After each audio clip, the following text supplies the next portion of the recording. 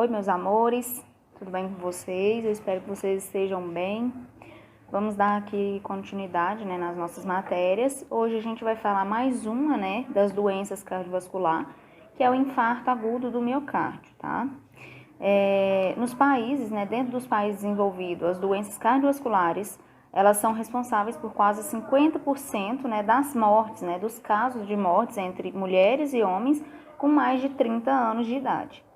Segundo o DataSUS, que é um informativo, é um sistema de informações, onde vai estar relatando, onde tem, anexado essas causas, de morte, quantidade, percentual dentro desse grupo de pessoas, tá?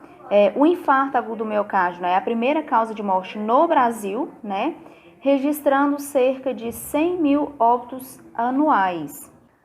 O infarto agudo do miocárdio, ele é uma patologia, decorrente de obstrução da artéria coronária, levando ao desequilíbrio entre a oferta e o consumo de oxigênio, devido ao fluxo sanguíneo insuficiente, para o miocárdio, que é o músculo, cardíaco, levando à morte celular. Mais da metade dos pacientes vítimas, de infarto agudo do miocárdio apresenta o evento em estado de repouso, tá? Então, o infarto agudo do miocárdio, nada mais é do que uma obstrução, tanto ela parcial quanto total, dentro das artérias coronárias, que são as artérias que fazem a irrigação sanguínea, diretamente para o coração, para que as células do coração, elas sobrevivam, elas conseguem manter a sua sobrevivência e que elas consigam manter, as suas funções normais, tá? Quando tem essa diminuição do fluxo sanguíneo, nessa região cardíaca, as células, do miocárdio, as células cardíacas, elas começam a entrar no seu estado de morte, tá? E quando isso acontece, dependendo do grau, dependendo da gravidade, a quantidade de células mortas, é que vai estar aí dando, a gravidade para o paciente, tá? Então, quanto maior, a lesão causada pela essa insuficiência de oxigenação, diretamente para o coração, vai estar causando aí uma maior gravidade, para esse paciente, tá? Aqui no próximo slide eu deixei para vocês uma foto, para estar representando o que eu acabei de falar com vocês, que devido a acúmulos, de gordura, de cálcios que eles vão calcificando, fica ali obstruindo, a passagem normal do fluxo sanguíneo e com isso vai fazer o impedimento da passagem normal, tá? Aqui também na próxima foto, vem aí detalhando, quanto maior o ponto de extensão, quanto maior o ponto onde está tendo essa obstrução, do fluxo sanguíneo, pode estar causando uma maior, trazendo, maiores consequências para o paciente, tá? Por exemplo, no primeiro, como ele está ali obstruindo já quase no final, das ramificações das coronárias, vai ser menor, o número de células afetadas, tá? No segundo já vai ser um pouco maior, e quanto mais próximo, a essas as coronárias, centrais, isso aí vai ser um indicativo, de maior número de células afetadas, tá?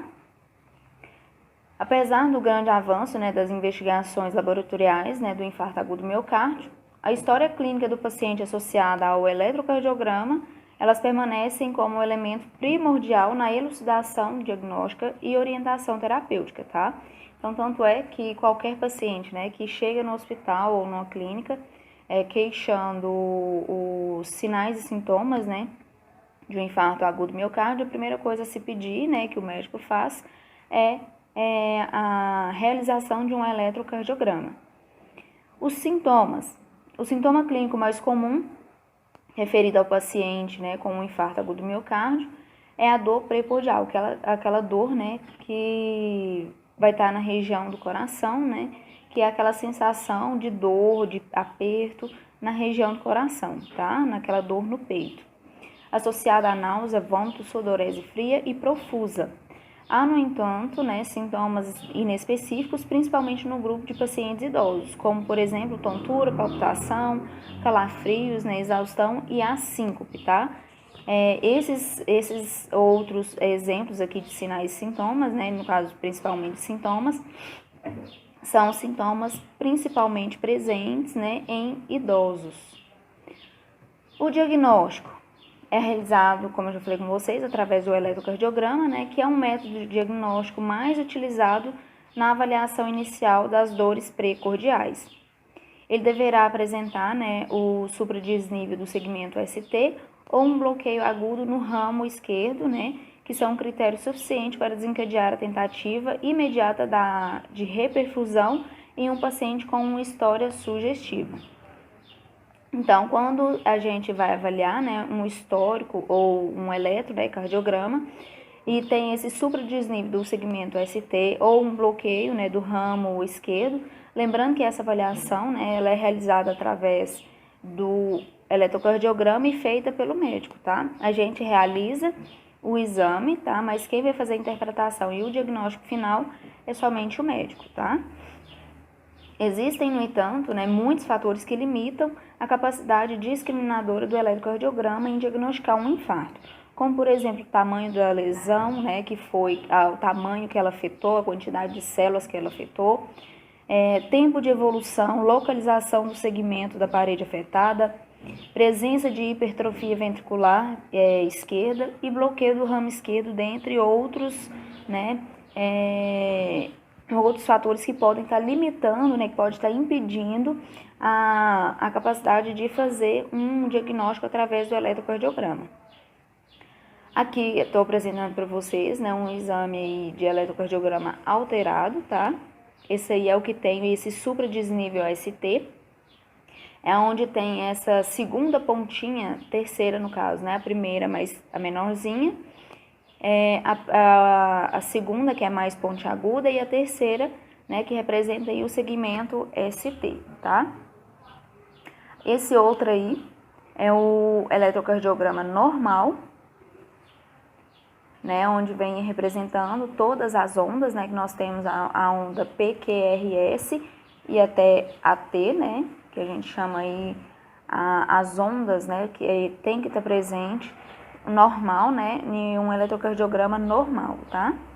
Outro exame, né, realizado são os marcadores séricos de necrose miocárdica, né, que são testes que utiliza anticorpos específicos contra a subunidade MB da CK, né, ou a CK-MB, que a gente chama, tá? E são utilizados até hoje, né, devido ao baixo custo, disponibilidade e facilidade para a realização desse exame, tá? A CK-MB, né, a creatinoquinase, né, total, é uma enzima reguladora da produção de fosfato, encontra-se principalmente no tecido miocárdico, tá? Sua isoenzima, né, CK-MB, que é uma fração miocárdica, é a mais específica para detectar, né, o diagnóstico de necrose miocárdica. Ela se eleva, né, de entre 3 a 8 horas após o início dos sintomas, né, com um pico de elevação aí de 16 a 24 horas, e vai estar normalizando, né, o seu nível na corrente sanguínea dentro de um período de 48 até 72 horas, tá? Então, esses aqui são algumas coisas que a gente precisa estar tomando cuidado, né, para estar aí diagnosticando e também avaliando há quanto tempo esse paciente pode estar infartado.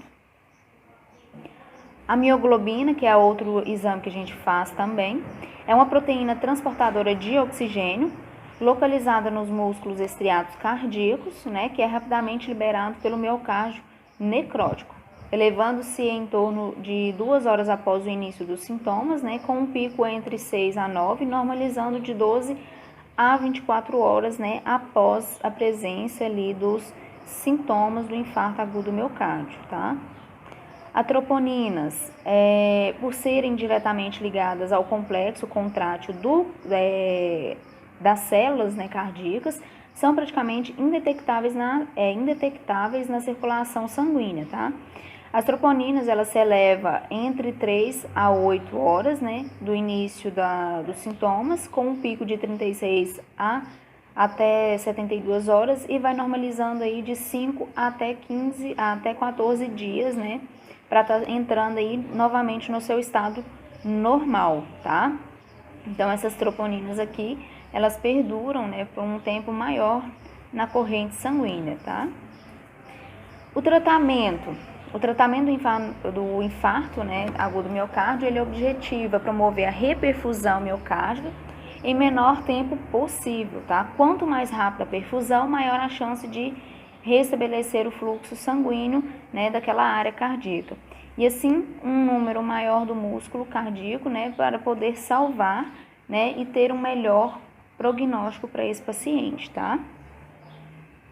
Um tratamento, né, que a gente pode usar aí para ajudar nessa reperfusão, né, é a angioplastia, né, que é um procedimento que consiste na dilatação e desobstrução por um catéter de balão na artéria obstruída, que é responsável pelo infarto agudo do miocárdio, tá? Dependendo do seu grau de obstrução, usa-se o stent, né, que é fazendo com que a mola dilate a artéria, tá? Então, aqui no próximo slide eu deixei para vocês uma foto, né, onde está representando aí a angioplastia, né, e na segunda foto tem aí a apresentação do stent, tá? Então, quando o paciente ele é diagnosticado, né, com infarto agudo do miocárdio, já sabe, né, faz ali um eletrocardiograma, viu a detecção, e pode às vezes, né, fazer aí até um ultrassom cardíaco, né, para saber também. Depois eles vão fazer um cateterismo. O que é esse cateterismo? O cateterismo é um tipo de procedimento que a gente faz, só que ele é um tipo exame, tá? Dependendo do grau de obstrução, com o próprio cateterismo, ele consegue desobstruir, né? Ao passar o catéter, ele consegue fazer a desobstrução. Só que o seu objetivo principal é fazer, né, o diagnóstico, é fazer como se diz, a busca, né, de onde está acontecendo esse infarto, tá? Então, o cateterismo, né, o cateterismo é a passagem do catéter para fazer a verificação, né, é a busca de onde está acontecendo esse infarto, onde está essa obstrução, tá? Já a angioplastia é um tipo de tratamento. Então, vai passar o catéter e com a ajuda de um balão, né, que vai ser insuflado dentro da artéria, ele vai fazer a desobstrução. Se essa obstrução ela persistir, né, eles vão fazer a indicação do uso do stent, tá? Que é uma molinha, né, que ela acaba sendo compatível com o corpo, né? Então, ela vai ficar ali no corpo da pessoa, né, como se diz, o resto da vida, tá? Após a aplicação. Cirurgia de revascularização miocárdica. Ela é considerada o método mais confiável, né, para salvar o miocárdio quando a trombólise, né, ou a angioplastia ela falha. Ela consiste na retirada de uma veia da perna, né, para a união da aorta até o ponto além daquele em que a coronária ela foi obstruída, para ter assim a passagem de sangue, tá? E essa cirurgia, né, de revascularização é a ponte de safena, tá? Que eles retiram a safena da região da perna, né, e faz aí a ligação para que consiga ter essa passagem, né, aumentar esse fluxo sanguíneo ali para a região do miocárdio. Os medicamentos, né, de primeira escolha utilizados para o tratamento do infarto agudo do miocárdio são os trombolíticos, né, que são os medicamentos com o objetivo de destruir os coágulos, né, e restabelecer assim o fluxo do sangue, tá? Como terapia adjuvante, né, são usados os antiplaquetários, né, que são o ácido acetilsalicílico, né, que é o AS. Com certeza aí provavelmente alguém já comeu, né, já tomou um AS aí do vô, da avó, que é aquele comprimidinho, né, rosinha, bem docinho, só que ele tem essa função, né, essa ação que não é viável para nós, né, principalmente para pessoas que já estão ali com a textura, né, que a sua função principal é, como se diz, ralear o sangue, tá? Então não pode, né, principalmente crianças não podem estar tomando esse tipo de medicação, porque pode causar, né, vir causar na criança uma hemorragia. É o medicamento mais utilizado, né? Ele deve ser administrado em todos os pacientes com infarto agudo do miocárdio o mais rápido possível, né, após o seu diagnóstico, tá?